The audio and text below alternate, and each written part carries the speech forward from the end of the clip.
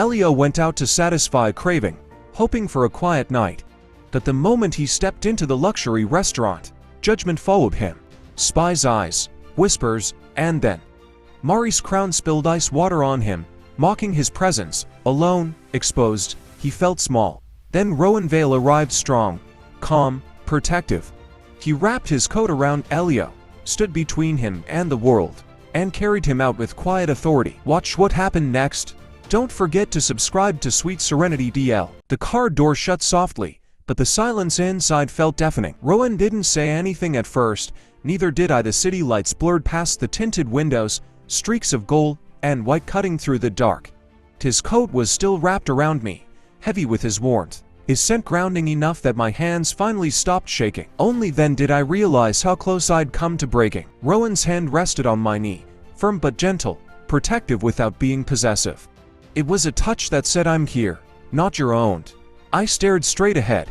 "You didn't have to come." His jaw tightened. "I always have to come," he said quietly. "That's what being your husband means." The word still felt unreal sometimes. Husband, not a shield, not a contract, not a secret arrangement hidden behind paperwork and locked doors. A husband. I was fine, I added, though even I heard the lie. Rowan exhaled slowly, the way he did when he was holding back something sharp. "Elio," he said, softer now, "you were standing in a room full of people who watched someone humiliate you and said nothing." I swallowed. "They would have let security drag you out." I closed my eyes. The image replayed too easily, hands on my arms, eyes turning away. Mari smiling like she'd won. "I just wanted food," I said. "I didn't want to bother you." That did it. Rowan's hand tightened, not painfully, just enough to make his point clear. "You never bother me," he said. "Not when you breathe. Not when you need something. Not when you exist." My chest ached at that. We pulled into the garage, and Rowan was already out of the car before the engine fully cut. He rounded the vehicle, opened my door, and held out his hand like it was the most natural thing in the world. I took it. Inside the penthouse, he helped me out of my damp clothes without a word, moving with quiet efficiency. No rush, no panic, just care. He guided me toward the bathroom, turned on the lights, and started the bath himself. "You're shaking," he murmured. "I'm not." I lied. He didn't argue, just pressed a kiss to my temple and said, "Sit." The water steamed gently. I eased into it, warmth seeping into places the cold had settled deep. My body relaxed before my mind caught up. Rowan sat on the edge of the tub, sleeves rolled up, eyes fixed on me like he was memorizing my breathing. "They questioned the baby," I said suddenly. "In public." His eyes darkened. "I know. I've heard worse," I added quickly.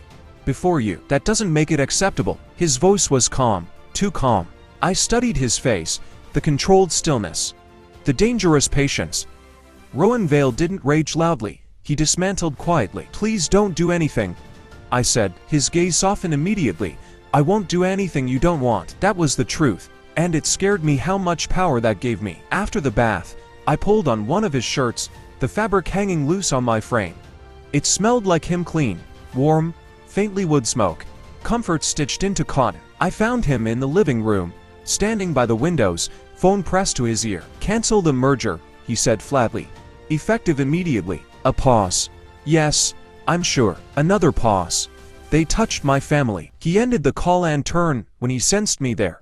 His expression changed instantly, the sharp edges retreating. "Come here," he said. I crossed the room, and he pulled me into his chest, one arm around my shoulders, the other resting carefully against my back. His chin rested on my head.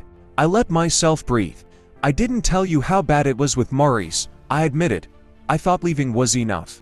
"You don't owe me your pain," he said, "but you don't have to carry it alone anymore." That night, sleep came in fragments. Days passed.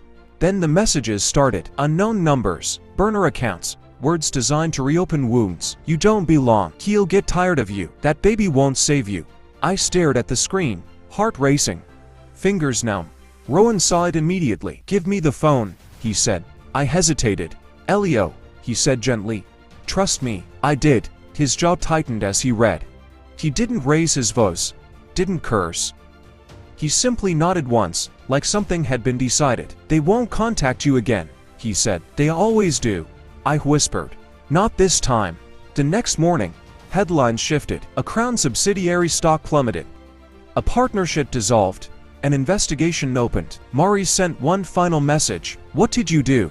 I didn't reply. I placed a hand over my stomach instead, feeling the steady reassurance of life beneath my palm.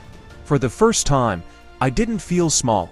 But safety is never announced. That evening, as Rowan stood behind me, his hand warm against my belly, his forehead resting against my shoulder, his phone buzzed again. This time, his expression didn't soften, it hardened. "Someone leaked your name," he said. My heart skipped. And they know where you were before me." I turned slowly. "Rowan." His voice dropped to something lethal. "They're going to try again." He pulled me closer. "And this time," he said, "I won't be gentle."